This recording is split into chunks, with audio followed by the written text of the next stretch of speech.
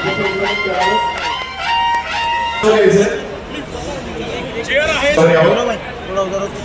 the committee members, I request सर्वांना आपल्याला विनंती करतो आपण स्वागत करावं. पाण्याच्या गजरात आपण साहेबांचं या ठिकाणी स्वागत करूया.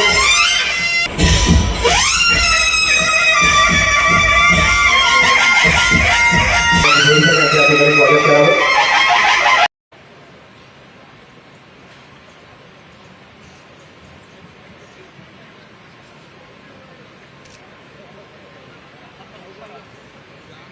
सगळ्यांना प्रजासत्ताक दिनाच्या हार्दिक शुभेच्छा. आणि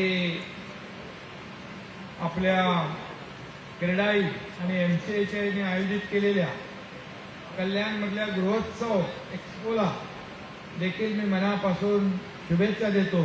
मनापासून आपल्या सगळ्यांचं अभिनंदन करतो. मला वाटतं 13 वर्ष या एक्स्पोला पूर्ण झाली आणि 14वं वर्ष आहे. मला वाटतं मी दरवर्षी येतो आणि खऱ्या अर्थाने या क्रीडाई आणि MCHच्या एक्स्पोमध्ये सगळे स्टॉल धारक आहेत, सगळे डेव्हलपर आहेत, बँका आहेत आणि हाऊसिंगचे प्रकल्प बांधण्यासाठी जे लोक आहेत ते सगळे या एका छताखाली आणण्याचं काम आपण करता. आणि त्यामुळे खऱ्या अर्थाने दरवर्षी या तुमच्या एक्स्पोला जास्तीत जास्त प्रतिसाद मिळतोय. बहुत ना ज्यादा, हर साल ज्यादा रिस्पॉन्स मिल रहा है. आणि घर हे प्रत्येकाचं स्वप्न असतं. प्रत्येकाला चांगलं घर, नीटनेटकं घर आणि हक्काचं घर पाहिजे असतं. आणि म्हणून अशा प्रकारच्या मग ठाण्यामध्ये असेल, मुंबईमध्ये असेल, तुमच्या कल्याण डोंबिवलीमध्ये हा खऱ्या अर्थाने गृहोत्सव जो आहे हा आवश्यक आहे. कारण सगळे ग्राहक जे आहेत ते एका छताखाली येतात. वेगवेगळे डेव्हलपर आहेत, त्यांच्या वेगवेगळे जे काही प्रोजेक्ट आहेत त्याची माहिती मिळते इथे. आणि माहिती मिळाल्यानंतर या ठिकाणी तुम्ही हाऊसिंग लोनची पण व्यवस्था करून देता, बँकाही आहेत. आणि त्यामुळे एकत्र सगळं म्हणजे इकोसिस्टीम जी आहे ती इकोसिस्टीम इथं आपण दरवर्षी तयार करता. माणसाला परवडणाऱ्या किमतीमध्ये घर मिळालं पाहिजे ही भावना असते. आणि मध्यमवर्गीय आहेत आणि मग जसं अफोर्डेबल हाऊसिंग आहे हे देखील आपण बनवता, परवडणारी घरंही बनवता, त्याच्यापेक्षा जास्त किमतीची बनवता. आणखी ज्याला परवडते 4 BH 3 BHK 4 BHK आणखी काय तेही बनवता आपण. आणि त्यामुळे प्रत्येक ग्राहकाला जसं पाहिजे तसं घर मिळण्यासाठी या एक्स्पोची गृहोत्सवाची आवश्यकता आहे.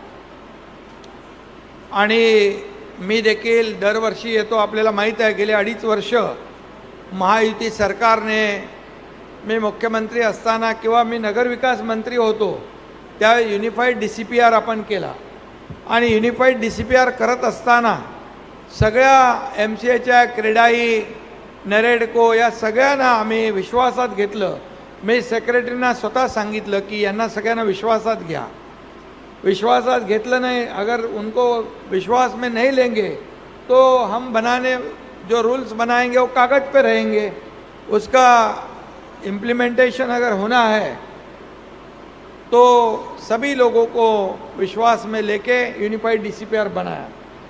पहले आप लोग इंच में खेलते थे, कौन सा कबर्ड, बालकनी, फ्लावर बेड, हाँ अभी आता सगळं आम्ही काढून टाकलं आणि पूर्ण तुम्हाला सरळ हस्ते FSI आम्ही देऊन टाकला. आता मला वाटतं FSI तुम्हाला कमी पडत नाही आहे. आणि म्हणून हे देण्याचं कारण का, याचा फायदा सर्वसामान्य ग्राहकाला मिळाला पाहिजे, परवडणाऱ्या किमतीत घर मिळालं पाहिजे. आणि म्हणूनच खऱ्या अर्थाने जर डेव्हलपर विकासक यांना आम्ही सवलत दिली तर ती सवलत एंड युजरपर्यंत म्हणजे ग्राहकापर्यंत पोचेल आणि या कल्याण डोंबिवलीमधल्या ग्राहकांना परवडणाऱ्या किमतीमध्ये चांगली घरं मिळतील. खरं म्हणजे आता मुंबईतला माणूस, मुंबईमध्ये काही रिडेव्हलपमेंट प्रकल्प रखडलेत, त्याच्यामुळे मुंबईतला माणूस पहिला ठाण्यात यायचा, आता ठाण्यामध्ये पण पॅक झालं आहे. आता कल्याण डोंबिवली तुमच्याकडून आता पुढं जातो आहे अंबरनाथ बदलापूरकडे. त्यामुळे या ठिकाणी कल्याण डोंबिवली आता एक तुमचं एक खऱ्या अर्थाने एक सेंटर स्पॉट झालेला आहे आणि म्हणून या कल्याण डोंबिवलीला देखील महत्त्व प्राप्त झालेलं आहे. मी आपल्याला सांगू इच्छितो, युनिफाईड DCPR आम्ही केला नगरविकास मंत्री असताना, त्याचा फायदा खूप डेव्हलपर आणि कन्स्ट्रक्शन आपल्या सेक्टरला झालेला आहे. खऱ्या अर्थाने आम्ही जेव्हा निर्णय घेतो तेव्हा शासन म्हणून अनेक निर्णय आम्ही गेल्या 2.5 वर्षामध्ये घेतले. त्याच्यामध्ये तुमचं हे जे रिअल इस्टेट देखील महत्त्वाचं आहे, कारण रिअल इस्टेट यामध्ये मला वाटतं real estate is the second largest employment देणारी प्रोव्हायडर आफ्टर ॲग्रिकल्चर. म्हणजे शेतीनंतर कृषीनंतर रिअल इस्टेटमध्ये मोठ्या प्रमाणावर लोकांना रोजगार मिळतो. त्याच्यावर खूप मोठ्या प्रमाणावर छोटे छोटे उद्योग डिपेंड आहेत आणि त्यामुळे खऱ्या अर्थाने रिअल इस्टेट देखील यापूर्वी फार अडचणीमध्ये होती. रिअल इस्टेट खऱ्या अर्थाने आपण म्हणतो त्याला वेळेवर ऑक्सिजन देण्याची आवश्यकता होती, नाहीतर रिअल इस्टेट पण व्हेंटिलेटरवर गेली असती. पण तेव्हा मला आठवतं आहे की मी नगरविकास मंत्री होतो त्यावेळेस मी सांगितलं की या योजना, या सुविधा, या फॅसिलिटी आपल्याला रिअल इस्टेटला पण द्याव्या लागतील. खऱ्या अर्थाने शेवटी मोठ्या प्रमाणावर आपल्याला जर कसं आहे, डिमांड जास्त असेल, सप्लाय कमी असेल तर भाव वाढणार. सप्लाय वाढल्यानंतर तो ऑटोमॅटिक भाव खाली येतो आणि म्हणूनच त्याला सुविधा देणं, इंसेंटिव्ह देणं, आम्ही काय बरंचसं काय दिलं है, बहुत दिया है आप लोगों को, और भी कुछ चाहिए तो भी मिलेगा, कोई प्रॉब्लम नहीं. अभी अर्बन डेवलपमेंट भी मेरे पास है और हाउसिंग भी डिपार्टमेंट भी मेरे पास है.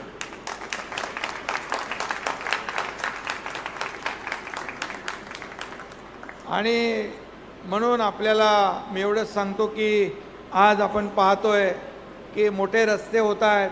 आता ठाण्याहून येताना मी आलो, मोठे रस्ते झाले, 8 पदरी रस्ते होणार आहेत. इकडून हा जो रस्ता येतोय तुम्हाला आता इथून नाशिक, शिर्डी, शहापूर, नगर समृद्धी हायवे, हिंदुहृदय सम्राट बाळासाहेब ठाकरे समृद्धी हायवे तो आपण केला आहे.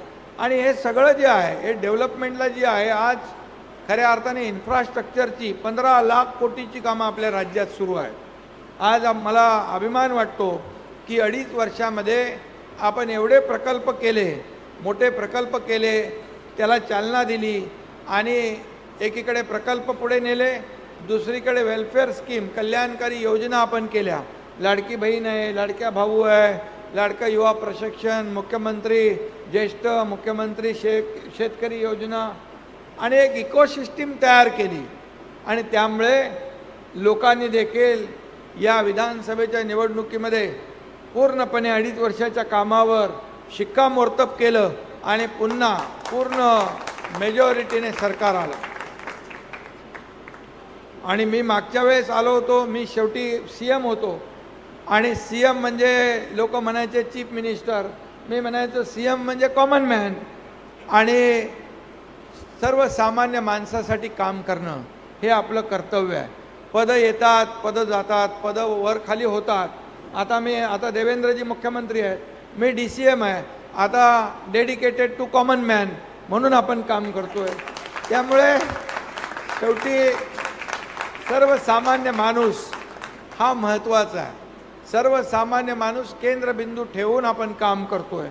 आणि म्हणून या ठिकाणी मला काय मिळालं यापेक्षा या राज्याला मी काय देणार, या देशाला मी काय देणार हे पाहून काम केलं पाहिजे. आणि म्हणून आम्ही खुर्ची शोधणारे माणसं नाही, आम्ही लोकांच्या समस्या शोधणारे लोक आहोत, लोकांचे प्रश्न शोधणारे लोक आहोत. आणि म्हणून या ठिकाणी मला अभिमान आहे, 2.5 वर्षामध्ये एवढं काम केलं की सगळ्या क्षेत्रामध्ये आज पाहिलं तर FDI जे आहे, आता परदेशी गुंतवणूक पूर्ण देशामध्ये जेवढी गुंतवणूक आहे त्यापैकी 52% गुंतवणूक फक्त महाराष्ट्रामध्ये आहे. 52% टोटलचे. आज महाराष्ट्र नंबर 1 वर आहे. आता दावोसमध्ये देवेंद्रजी गेले होते, उदय सामंत गेले होते, 15 लाख कोटीचे गुंतवणुकीचे करारनामे केले. याचं कारण आता महाराष्ट्र आता इंडस्ट्री फ्रेंडली स्टेट झालेला आहे. महाराष्ट्रामध्ये पोटेन्शियल आहे, इन्फ्रास्ट्रक्चर आहे, स्किल्ड मॅनपॉवर आहे, कनेक्टिव्हिटी आहे आणि म्हणून या सगळ्याचा फायदा एक इकोसिस्टीम महाराष्ट्रामध्ये आहे आणि म्हणून लोक विश्वास ठेवत आहेत. आणि म्हणून महायुतीचं सरकार जे आहे या पुढच्या काळात देखील जसं 2.5 वर्ष वेगाने काम केलं, गतिमानतेने आम्ही निर्णय घेतले. एवढे निर्णय मी सांगतो एवढ्या मागच्या 40-50 वर्षामध्ये कधीही घेतले नसतील तेवढे निर्णय 2.5 वर्षामध्ये आम्ही घेतले. आणि म्हणून या निर्णयाचा फायदा सर्वसामान्य लोकांना झाला आहे. आता कल्याण डोंबिवली देखील जसं ठाण्यामध्ये मेट्रो होती आहे, ठाण्यामध्ये मेट्रो इंटरनल मेट्रो पण करतो आहे. कल्याण डोंबिवलीत तुमची मागणी आहे की मेट्रो 5 दुर्गाडी ते असं खडकपाडा बिर्ला कॉलेज मागून इकडून गेली पाहिजे ना. रवी त्याचा टेंडर आपण काढतोय, काळजी करू नका, कारण शेवटी हा पूर्ण एरिया आपल्याला कव्हर करायचा. आणि म्हणून ते देखील मी MMRDAचे मुखर्जींना सांगितलेलं आहे. सुपरफास्ट MTA चल, अटल सेतु से गए आप, अटल सेतु MTA चल, नवी मुंबई टू नवी मुंबई 2 तासाचं अंतर फक्त 20 मिनिटामध्ये आपण पार करणार. ही एवढी कनेक्टिव्हिटी केली आपण. मुंबईमध्ये एअरपोर्ट झाला, नव्या मुंबईत एअरपोर्ट होतोय, आता 3रा एअरपोर्ट आपण पालघरला देखील करतोय. याचा सगळ्याचा फायदा आपल्या ठाणे जिल्ह्याला देखील होणार आहे. आणि म्हणून मेट्रोचं जे नेटवर्क आहे पूर्ण 370 किलोमीटरचं, ते पूर्ण झाल्यानंतर आपल्याला अतिशय वेगवान प्रवास करता येईल. रस्त्यावरची वाहनं कमी होतील, मेट्रोमध्ये लोक बसतील, कारण एंड टू एंड कनेक्टिव्हिटी मिळाली की माणसं त्या मेट्रोचा लाभ घेतील. आणि म्हणून ते देखील आपण करू. दुर्गाडी ते रिंग रोड जे आहे 45 मीटरचा, तो MMRDAचा टेंडर काढायचा आहे. 5 आणि 6 नंबर ते मी करायला सांगतो, कारण MMRDA पण माझ्याकडे आहे, त्यामुळे त्यांनाही मी सांगतो. म्हाडामधले 20% फ्लॅट विकासक देत असतात, त्याची काय आता म्हाडा आपल्याकडे आहे, त्यामुळे तुम्हाला म्हाडाचं काही प्रॉब्लेम आहे आयुक्त महोदय सांगा तुम्ही. अरे आता वेळ कमी करू ना आपण, आता माझ्याकडे आहे ते हाऊसिंग, त्यामुळे माझ्याकडे बघतो करतो नसतो नाही, माझ्याकडे लगेच करून टाकतो. आणि त्यामुळे तुम्हाला माहीत आहे 2.5 वर्षापूर्वी करून टाकला उठाव. कारण मला सांगा, जर सरकार बदललं नसतं, महायुतीचं सरकार आलं नसतं, तर तुम्ही तर कोमामध्येच गेले असते, व्हेंटिलेटरवर गेले होते, तुम्हाला बाहेर काढलं आम्ही. आणि म्हणून हे सरकार जे आहे हे पॉझिटिव्ह आहे, प्रॅक्टिकल आहे आणि डेव्हलपमेंट ओरिएंटेड आहे. त्यामुळे विकास हा महत्त्वाचा आहे. ज्या विकास आज इन्फ्रास्ट्रक्चरची एवढी मोठी कामं आपल्या राज्यात सुरू आहे, मला वाटतं देशामध्ये नंबर 1 आपल्या महाराष्ट्राचा आहे इन्फ्रास्ट्रक्चरमध्ये. आणि म्हणून याचा फायदा देखील तुम्हाला होतो. चांगले रस्ते मिळाले, मेट्रो मिळाली, पिण्याचं पाणी मिळालं, तर मग त्या ठिकाणी लोक येतात. आणि खऱ्या अर्थाने कल्याण डोंबिवलीचं महत्त्व आता वाढतं आहे. कल्याण डोंबिवलीकडे लोक आकर्षित होत आहेत. आणि म्हणून कल्याण डोंबिवली पण आता कुठे मागे राहणार नाही आणि कल्याण डोंबिवलीमध्ये काही कमी पडणार नाही, हे देखील मी या ठिकाणी सांगतो. पाण्याचा जो विषय आहे, उद्याच आपली मीटिंग आहे पाण्यासाठी, त्यामुळे जे आपलं 140 MLD पाणी देण्याचा जो निर्णय झालेला आहे त्या बाबतीत देखील निर्णय आपण घेऊ. कारण आपण आता सूर्या डॅम जवळपास कंप्लीट झाला आहे, देहरजी डॅम कंप्लीट होतो आहे, आपण काळू डॅमचं प्रकरण जे आहे त्याला देखील फॉरेस्टला MMRDA कडून 350 कोटी रुपये आपण फॉरेस्टला भरलेले आहेत जागेचे, आणि त्याचा देखील आपण जी काय प्रक्रिया आहे ती वेगाने आपण करू. आणि त्यामुळे आपल्या सगळ्यांना एवढंच मी सांगतो की हे जे महाराष्ट्र सरकार, आपलं महायुतीचं सरकार, हे सर्वसामान्य माणसाला चांगल्या सुविधा कशा मिळतील, चांगलं त्याला जे काय त्याचं जीवनमान कसं उंचावेल यासाठी आपण काम करणार आहोत. आणि मला वाटतं की या एक्सपोच्या माध्यमातून देखील आता आपण SRA आणि क्लस्टरचा निर्णय घेतलेला आहे. तुम्हाला सगळ्या डेव्हलपरला मी सांगतो, तुम्हाला देखील मी एकच विनंती आहे माझी की क्लस्टरमध्ये पण तुम्ही या, कारण ज्या धोकादायक इमारती कल्याण डोंबिवलीत पण आहेत, ठाण्यामध्ये पण आहेत. ठाण्यामध्ये क्लस्टर चालू झालं. ठाण्यामध्ये ठाणे महापालिका आणि सिडको मिळून आपण क्लस्टर करतो आहे. आता हे क्लस्टर करण्यासाठी SRAचे प्रकल्प थांबलेले आहेत, ते पुढे नेण्यासाठी आपण सिडकोला घेतलं आहे, MSRDCला घेतलं आहे, MIDCला घेतलं आहे, महाप्रीतला घेतलं आहे, MMRDAला घेतलं आहे. तुमचं म्हाडा आणि SRA तर आहेच, पण गव्हर्मेंट एजन्सी आपण घेतल्यात, त्यामुळे लोकांचा त्याच्यावर विश्वास होणार. कारण आता आपण चेंबूरचं माता रमाबाई आंबेडकर नगर 17,000 घरांचा प्रोजेक्ट जो आहे हे SRA आणि MMRDA राबवते. पहिला प्रकल्प आहे. ठाण्यामध्ये काम सुरू झालेलं आहे. आणि म्हणून डेव्हलपर देखील तुम्ही या क्लस्टरमध्ये सहभागी व्हा. तुम्ही देखील काही स्कीम्स करा, तुम्ही देखील एक टीम तयार करा आणि या क्लस्टर डेव्हलपमेंटमध्ये देखील भाग घ्या. या धोकादायक इमारती ज्या पावसामध्ये पडतात, लोकांचे मृत्यू होतात, ते आपल्याला थांबवण्यासाठी मी 15 वर्ष लढा दिला क्लस्टरचा, आणि क्लस्टर मंजूर करून घेतलं, त्याच्यातल्या सगळ्या त्रुटी दूर केल्या, आणि आता क्लस्टरला जो मार्ग मोकळा झाला. आणि म्हणून आपण जसं मुंबईमध्ये अनेक प्रकल्प पुढे नेतो आहे, तसे कल्याण डोंबिवलीत देखील प्रकल्प जे आहेत रखडलेले पुढे आपण घेऊन जा. आणि या ठिकाणी जे प्रश्न आपले आहेत, ज्या समस्या आहेत, काही नियमामध्ये बदल करायचा असेल तर आम्हाला सुचवा. एक रवी कुठला राहिला आहे का महापालिका? कमर्शियल टॅक्सचा मॅडम काय एक विषय आहे त्यांचा, तो एक बघा. तो बऱ्याच दिवसापासून पेंडिंग आहे. तुम्हाला काय अडचण असेल तर UDकडे मार्गदर्शन घ्या आणि तोही देखील मार्गी लावा. शेवटी हे डेव्हलपर जेव्हा आपण यांना काही सुविधा देऊ, काही नियमामध्ये आपण त्यांना थोडं सुटसुटीत करू, तेव्हा खऱ्या अर्थाने सर्वसामान्य माणसाला घर घेणं शेवटी परवडलं पाहिजे. आणि म्हणून आपण यांच्या देखील समस्या ज्या आहेत त्या सोडवल्या पाहिजे. फक्त आपण डेव्हलपर आहे, बिल्डर आहे, तो पैसेवाला आहे असा विचार करून चालणार नाही. कारण सर्वसामान्य माणसाला जर चांगलं घर मिळायचं असेल, परवडणारं घर द्यायचं असेल, तर या ठिकाणी ही देखील भूमिका आपल्याला आपल्या विभागामार्फत घेतली पाहिजे. कारण नियम आणि ज्या काही अटी शर्ती आहेत त्या किचकट असता कामा नये. मी अनेक नियम आणि अटी शर्ती तुमच्या सुलभ केल्या जेव्हा नगरविकास मंत्री होतो. आता हाऊसिंग विभाग पण आपल्याकडे आहे, तर नक्की तुम्ही मला सांगा की आपल्या ज्या काही अडचणी आहेत त्या आपल्याला दूर करता येतील. शेवटी आमचा एकच विषय आहे. तुम्हाला आम्ही प्रीमियममध्ये सूट दिली होती, स्टॅम्प ड्युटी सूट दिली होती, तेव्हा आम्ही अट घातली होती की तुम्ही स्टॅम्प ड्युटी ग्राहकांची 100% भरायची.